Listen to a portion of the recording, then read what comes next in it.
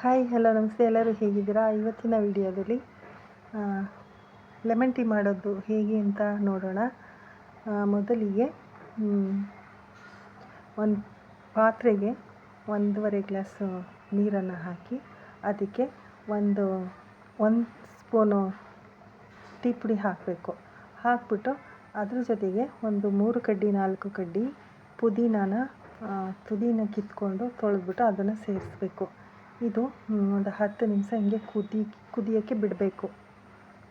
10 ನಿಮಿಷ ಕುದಿಯೋಕ್ಕೆ ಬಿಟ್ಟ ಮೇಲೆ ಈ ಕಡೆ ಒಂದು ನಿಂಬೆಹಣ್ಣು ತಗೊಂಡು ಅದನ್ನು ಕಟ್ ಮಾಡ್ಕೋಬೇಕು. ಅದು ಎಲ್ಲ ಲಾಸ್ಟಲ್ಲಿ ನಿಂಬೆ ಹುಳಿನ ಸೇರಿಸ್ಕೋಬೇಕು, ನಿಂಬೆ ರಸನ ಸೇರಿಸ್ಕೋಬೇಕು. ಹಂಗಾಗಿ ಇದನ್ನು ಕಟ್ ಮಾಡಿ ಇಟ್ಕೊಂಡಿದ್ದೀನಿ. ಟೀ ಕುದೀತಾ ಇದೆ. ನಂತರ ಇದನ್ನು ಕೆಳಗಡೆ ಇಳಿಸ್ಕೊಂಡಾಗ ಎಷ್ಟು ಬೇಕಷ್ಟು ನಾವು ಅದನ್ನು ಬಾಯ್ಲ್ ಮಾಡ್ಕೋಬೇಕು. ನಂತರ ಅದನ್ನು ಇಳಿಸ್ಕೊಂಡು ನಿಂಬೆ ರಸನ ಅರ್ಧ ಹೋಳು ಆದರೆ ಅರ್ಧ ಹೋಳು ಹಾಕ್ಕೋಬೋದು, ಇಲ್ಲಾಂದರೆ ಅದಕ್ಕಿಂತ ಕಡಿಮೆನೂ ಹಾಕ್ಕೋಬೋದು, ಜಾಸ್ತಿನೂ ಹಾಕ್ಕೋಬೋದು. ಹಾಕಿದ್ದೀನಿ ನಾನು.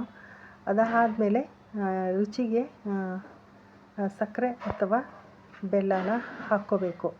ಬೆಲ್ಲ ಬೇಕಾದರೆ ಬೆಲ್ಲ ಹಾಕ್ಕೋಬೋದು, ಸಕ್ಕರೆ ಬೇಕಾದರೆ ಸಕ್ಕರೆ ಹಾಕ್ಕೋಬೋದು. ನಾನು ಬೆಲ್ಲ ಹಾಕಿದ್ದೀನಿ.